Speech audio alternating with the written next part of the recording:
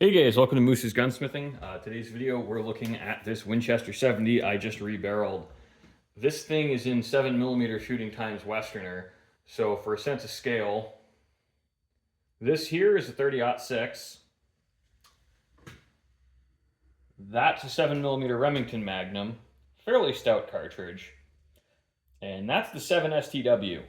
This thing is, for lack of a better term, quite the cannon, and I find them to be remarkably stout. It's a reasonably pleasant gun to shoot because the barrel's so long, the muzzle blast isn't too terribly concussive, but it's got some slap to it, and I quite like the Winchester 70, but they're a lot more work to rebarrel, and I'll show you why. I don't like to use pre-fit barrels here because I never know what the shank is going to be coming off, but as you can see, we have an extractor cut and we have a coned breech. Now, I don't remember off the top of my head what the included angle is from the factory. I always use a 96 or 98 degree angle. I have to look at my notes. I think these are 96 or 97 degrees. Honestly, the cone diameter does, or the cone angle doesn't really matter. I tend to cut them on the tighter side of clearance because between the extractor cut and the cone, you can have a lot of unsupported case head, and I don't like that. I cut the extractor cuts on the shallow side of tolerance.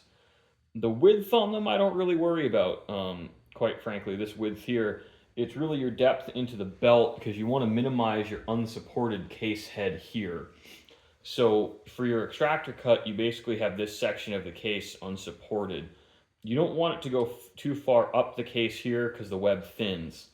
I do it right, but your width here doesn't seem to matter as much. I cut them very close in size to what the factory is, but we can have some wiggle room there because it really depends on how tight you want to gronk on the barrel.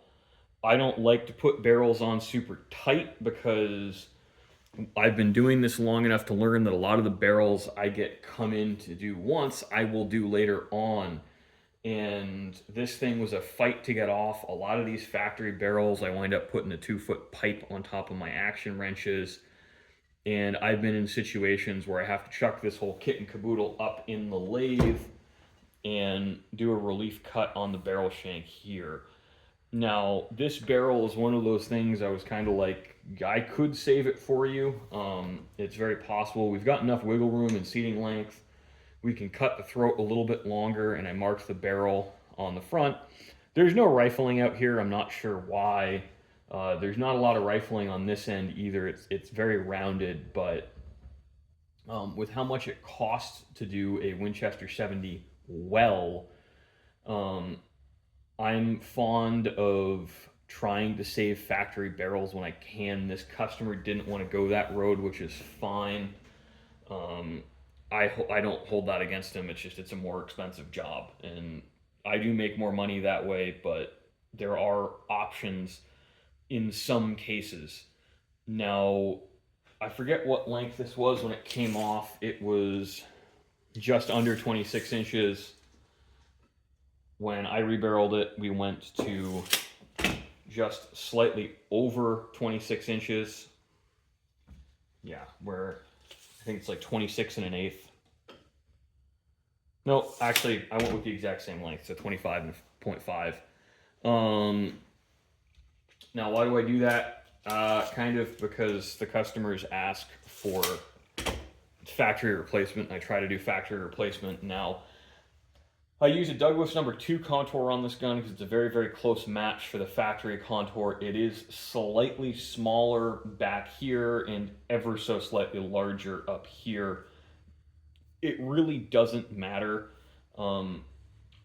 I'll kind of juggle and I'll call Douglas, and sometimes I might want a Shineland number 2 contour because it's a closer fit. And I don't like leaving huge gaps under the forend. I think it allows for intrusion and crap to get in there and rust the gun. Now, that isn't the biggest deal in the world. Um, a lot of folks don't seem to care. I do. I'm a little picky in that regard because I've had enough guns come in that look pristine up top and are rotted underneath, and that's one of the things I check for. In these Magnum cartridges, it's a very good idea if you're a gunsmith or a purchaser. I always take them out of the stocks regardless of what they come in for. It's so common for them to crack. This repair here is not factory as far as I'm aware. So this has had some issues in the past. Now, this customer is open to a custom stock, but I don't think it's necessarily right for him. He's of the age here where I don't think he's going to shoot it that much for much longer. And frankly, I don't think it's right for him. This gun stock fits him fairly well as is, and as long as the cracks are stable and aren't progressing, there's really no mechanical reason to change it. And that's kind of the discussion we had. So we stuck with just leave it factory. I really like the new production Winchester 70s. I think they do have some improvements over the older ones, namely a better trigger. I find they're extremely accurate from the factory. And if I were looking at a modern new production rifle in this price range, I probably would be buying a Winchester 70. I really do think that they're one of the great rifles. They're a pain in the dick to rebarrel, I will tell you. It's another 2 hours and change work more than most other guns, um, because the only way I'm set up to cut the extractors on these is to pull the head out all the way on my mill, swing the head over, and hold the barrel in a toolmaker's vise and come in with an end mill vertically. I find it's very difficult and fussy to cut these extractor cuts held horizontally in the mill with a basically a key seat cutter. I think that's more trouble than it's worth. Fixturing time on that's a pain in the butt. Now, the reason it takes me as much time as I do on that is because I tram the mill both times. I tram it when I move the head over, and I tram it when I come back. And I have a round ram Bridgeport, so it's a bit of a fight yanking it in and out. Um, Not the end of the world. I mean, apparently the other guys he called locally, this is a first time customer, wouldn't even touch a Winchester 70 controlled feed because they don't want to deal with the extractor cut at all. And I don't blame them, but I like these guns enough. I want to keep working on them. And I also find the customers that bring these in are generally speaking very enthusiastic about their rifles, and that's a crowd I love doing business with.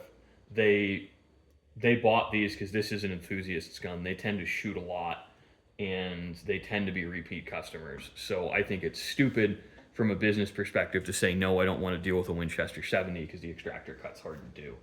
They're really not that hard to do once you know how to use a milling machine. It's just more time and it's more setup. I've kind of got it down because I've done a few of them now. I'm not going to sit here and tell you I'm the best at them. There are people who do very, very good Winchester 70 work because that's all they do. They specialize in it. Um, as much as I feel like a specialized shop, sometimes I'm really not.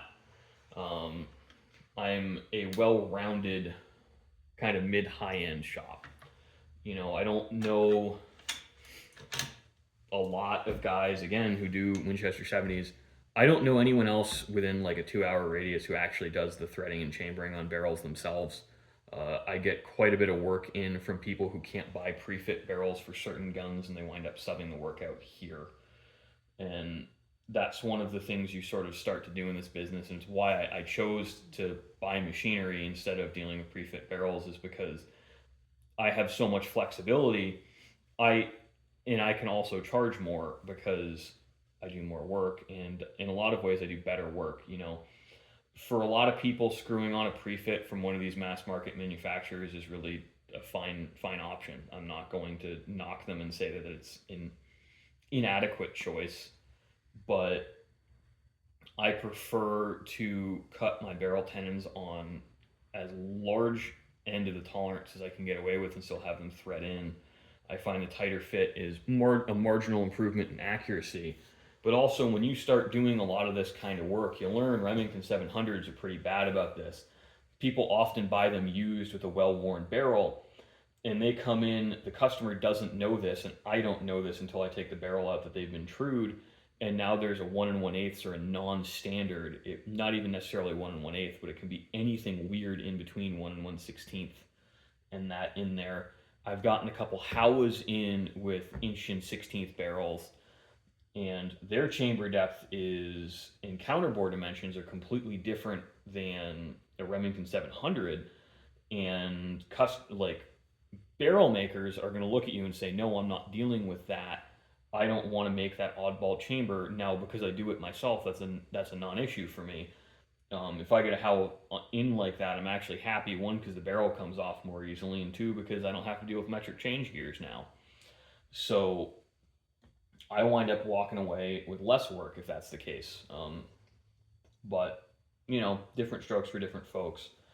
And I do think there is a place for the shop that just screws on prefits. I mean, it is an option here. It's just really not that much less expensive than me doing it. And the other thing too is honestly, I can turn these around quicker because for me, my delivery on pre-contoured blanks is usually about 6 to 10 weeks, depending on the supplier. Sometimes, honestly, I get them in 4 or 5. So if I can just get the reamer as soon as the gun comes in, I can have these guns turned around in 5 to 6 weeks on occasion. And if you're married to the prefit guys, they tend to be slower. You're looking at like a 3 to 6 month turnaround. So, sometimes turnaround matters, especially with competition shooters. I find they want their guns done at the very end of the shooting season. They all come in, and they want them back about a month or two before the shooting season starts. So I'd say the shooting season here ends like November, and they want them back February, March. And that's not always an option when you're dealing with some of the super duper high end barrels. Now, Krieger, I think, is like a year out. I've never used a Krieger. I personally do not feel that for the type of rifles I build, a $600 barrel makes sense. I'm big on this kind of middle of the road. I wouldn't even call them middle of the road. I think Douglas is a very excellent barrel. Now, I refer to them as middle of the road because there's kind of like Green Mountain and ER Shaw on the low end. There's Douglas, Shiloh, Excalibur, McGowan Precision. Who else? There's Proof. And then we kind of get into like the Elijah Hart Krieger up top for like the super premium barrels. And there's always other people I forget. And I think kind of like that middle of the pack is good enough for 98, 99% of shooters. I personally wind up with a lot of the kind of like Brownells will blow them out for nothing. Shiloh and Douglas barrels, and that's what winds up on my guns. And I usually, what I've started doing, not when I ordered this, but I've had enough contact with Douglas tech support now that they're like, look, I mean, for the type of work you're doing, just buy our off-the-shelf barrels. Like 95 or 98% of them will pass our super match standards. There's really no point paying us to gauge it twice or whatever. They're like they're XX air gauged. So I've started doing that because it saves me and the customer about $50. There's no point in spending that extra $50 if we don't need to.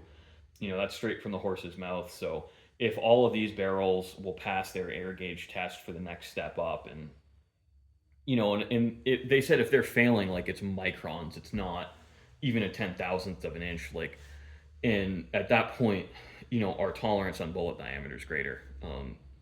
Like there is a tolerance to your bullet diameter from different manufacturers. So, like, does it matter? No, not in my opinion. Every single one of my personal guns is like a base grade Douglas or Shiloh.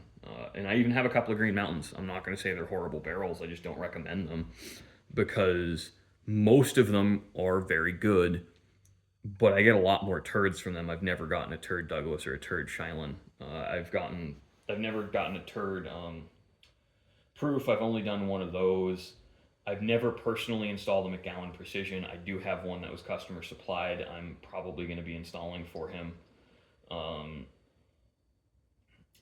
It's all of that shit. It is what it is, guys. I'm starting to ramble a little bit. I meant to talk more about this gun, but I guess not. We're talking about all the other barrel stuff in the weeds. And one of the key takeaways, if you get anything out of this video, is I am not big on selling customers more than what they need to achieve their goals, which is why I'm not going to try and upsell you on the extra $50. I make an extra like $10 on it. I really don't give a shit. Um, and what I find is if I get a barrel job and I've been straight with people like that and they have a good result, they always come back and they bring a friend. So long term, not bullshitting has always been really good for my business. And that's something you kind of learn in this business is there's such a range of skill sets between gunsmiths. I don't consider myself to be exceptionally skilled or exceptionally high end. I'd consider myself competent, but what I run into a lot is I have competitors who aren't even aware of these companies. Like Douglas is a very old barrel company. For a long, long time, it was like Douglas or Krieger. That's who you got if you wanted a really high end custom gun. And they've sort of fallen by the wayside because they're not the kind of company that's always trying to grow, and they don't do any online marketing that I'm aware of. Like they don't have an online order form. I have to call them on the phone. They're a very different company to deal with that doesn't appear on the radar of the younger generation of shooters. I'm familiar with them because honestly, I deal with a lot of boomers, and that's okay. You know, I've worked in some older shops, and that's how I got exposed to them. I used to be a diehard Shineland fan, but what I found is that the Douglases seem to get another 200 to 500 rounds out of them very consistently. So I've started selling people the Douglas because I think at their price point they are the best barrel, and that doesn't make them the best barrel. Oh God, who else is there? Lothar Walther makes really good barrels, but they're extremely expensive and they're a nightmare to machine. At least they're stainless steel ones. So I don't really do those. If people want them, I'll do them and I'll use them, but they're not kind of my go-to because they're also another one of those companies with nightmare lead times. They show up whenever Lothar feels like shipping them out. Um, so it's, and that's one of the other things too, from my business's perspective, I believe that a very reliable supplier is a selling point. Being able to say, look, I order one of these at least every month and they're never late. They will be late eventually, but they're very, very reliable. They tell me 8 to 10 weeks. I have a lot of them show up in 4 to 6. And I I think that alone, if they're the same price as everyone else and they're the same quality as everyone else, that is a selling point. And that's kind of my rant on rifle barrels and the Winchester 70. I hope I didn't lose any of you guys. I meant for this to be a 7-minute video, and now we're running up on 18. So thanks for watching, guys. Happy holidays. I hope you guys are staying warm at home. It's been a pretty exciting Christmas season here. The shop has grown exponentially in the last couple of months. So that's one of the reasons we've seen a steep nosedive in YouTube content quality, and I apologize for that.